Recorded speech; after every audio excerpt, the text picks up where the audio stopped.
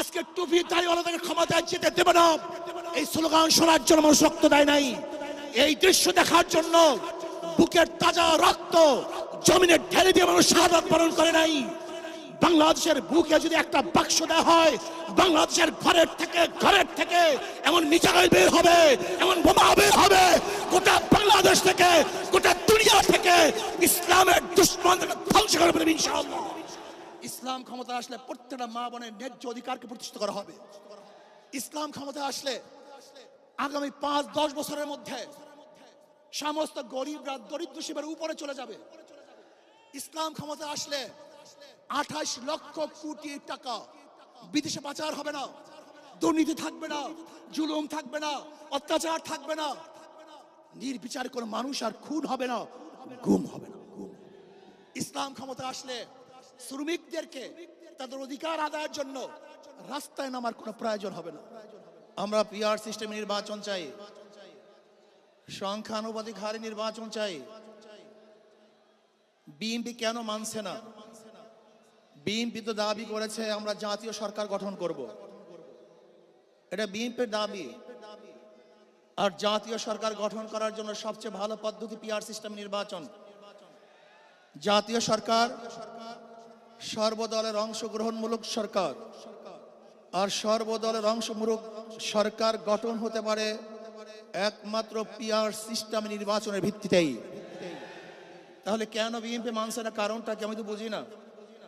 অবশ্যই বিএনপিকেও পিআর সিস্টেমে নির্বাচন মানা উচিত। সংস্কার চাই। বিএনপি বলছে আমরা সরকার গঠন করে ক্ষমতায় গিয়ে সংস্কার করব। প্রথম প্রশ্ন হলো এই, আগামীতে বিএনপি ক্ষমতায় যাবেন, এই গ্যারান্টি আপনি কে দিয়েছে? আপনি কিভাবে ভেবেছেন যারা 91 থেকে 96 পর্যন্ত ফেল করার কারণে 96 ক্ষমতায় আসতে পারে নাই, আবার 2001 থেকে 2005 পর্যন্ত দেশ চালাবার কারণে 2008-এও তারা ক্ষমতায় আসতে পারে নাই। 2001-এ বিএনপি ইশতেহার ঘোষণা করেছিল, সেই ইশতেহারের মধ্যে 10%ও বিএনপি বাস্তবায়ন করতে পারে নাই। এমনকি 2001-এর বিএনপির ইশতেহারের 1 নম্বর শর্ত তারা পালন করতে পারে নাই। আমি বিশ্বাস করি আগামীতে ক্ষমতায় কে যাবে না যাবে আমি জানি না, কিন্তু বাংলাদেশের জনগণ কোন দুর্নীতিবাজ, চাঁদাবাজ, দখলবাজ, খুনিদেরকে আর ক্ষমতায় নেবে না। বাংলাদেশের জনগণ রক্ত দিয়েছে, জীবন দিয়েছে বাংলাদেশে চাঁদাবাজি করার জন্য নয়, খুন করার জন্য নয়, দেশকে দখল করার জন্য নয়, দুর্নীতি করার জন্য মানুষ রক্ত দেয়, জীবন দেয়। বাংলাদেশের মানুষ জীবন দিয়েছিল, মানুষ মুক্তি পাবে, শান্তি পাবে। আমার গরিব দুঃখী মানুষ ক্ষুধার্ত থাকবে না, বাংলাদেশের একজন মানুষও খোলা আকাশের নিচে থাকবে না, বাংলাদেশের একজন গরিব বস্ত্রহীন থাকবে না, আমার বাংলাদেশের কোন মানুষ গুম হবে না, খুন হবে না, বাংলাদেশের কোন ব্যবসায়ীকে চাঁদা দিতে হবে না, বাংলাদেশের প্রত্যেক নাগরিক অধিকার বাস্তবায়ন হবে, তারা শান্তিতে বসবাস করতে পারবে, নির্বিঘ্নে ঘুমাতে পারবে, আমার মা বোনরা ইজ্জত দিয়ে রাস্তায় চলাফেরা করতে পারবে, বাংলাদেশের মসজিদ থাকবে, মাদ্রাসা থাকবে, দাড়ি থাকবে, টুপি থাকবে, দাড়ির উপরে কেউ আক্রমণ করতে পারবে না, টুপিকে ছিনিয়ে কেউ নিতে পারবে না, ইসলামের বাইরে আইন পাস করতে পারবে না। এর জন্য জীবন দিয়েছিল, রক্ত দিয়েছিল। দ্বিতীয়বার দাড়ি টানবে, এই দৃশ্য দেখার জন্য মানুষ রক্ত দেয় নাই। মৌলবাদীর বিরুদ্ধে আঙ্গুল তুলবে, মোল্লা বলে গালি দিবে, আজকে টুপি দাড়িওয়ালাদেরকে ক্ষমতায় যেতে দেবে না, এই স্লোগান শোনার জন্য মানুষ রক্ত দেয় নাই। এই দৃশ্য দেখার জন্য বুকের তাজা রক্ত জমিনে ঢেলে দিয়ে মানুষ শাহাদাত বরণ করে নাই, বরং বাংলাদেশের মানুষ শাহাদাত বরণ করেছিল এই জাতিকে মুক্তি দেওয়ার জন্য, কোরআন ও সুন্নাহর আইন বাস্তবায়ন করার জন্য। বাংলাদেশের মানুষ ওই ভারতের গোলামি করার জন্য রক্ত দেয় নাই। বাংলাদেশের মানুষ ভারত আমাদের দেশে কর্তৃত্ব নেতৃত্ব করবে, আমেরিকা আমাদের দেশে কর্তৃত্ব নেতৃত্ব করবে। এর জন্য বাংলাদেশের মানুষ জীবন দেয় না, রক্ত দেয় নাই। বাংলাদেশের মানুষ সাধন, তারা নিজেরা আইন প্রণয়ন করবে, নিজেরা সংসদ পরিচালিত করবে, তারা নিজেদের পায়ে দাঁড়াবে। বাংলাদেশের মানুষ জীবন দিতে পারে, কিন্তু কার গোলামি করতে পারে না।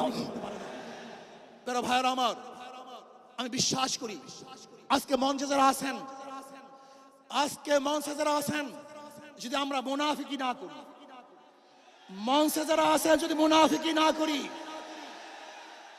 মুখের এবং কাজের কথা যদি একসাথে থাকেন, মুখের সাথে কাজের যদি মিল থাকেন, আমি এই লক্ষ জনতার সামনে কসম করে বলতে পারি আগামীতে ক্ষমতায় যাবে ইসলাম, ক্ষমতায় যাবে ইসলাম, কোনো সন্দেহ নাই।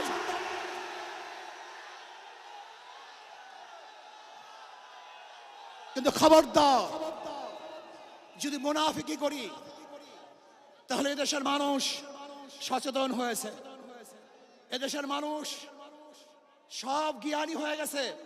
বিশ্বাস করবেন না, একজন রিকশাওয়ালা, ঠেলাওয়ালা, কুলি মজদুরের বক্তব্য শুনলে আমরা আশ্চর্য হয়ে যাই বাংলাদেশের মানুষ কত সচেতন, তারা কত সচেতন হয়েছে।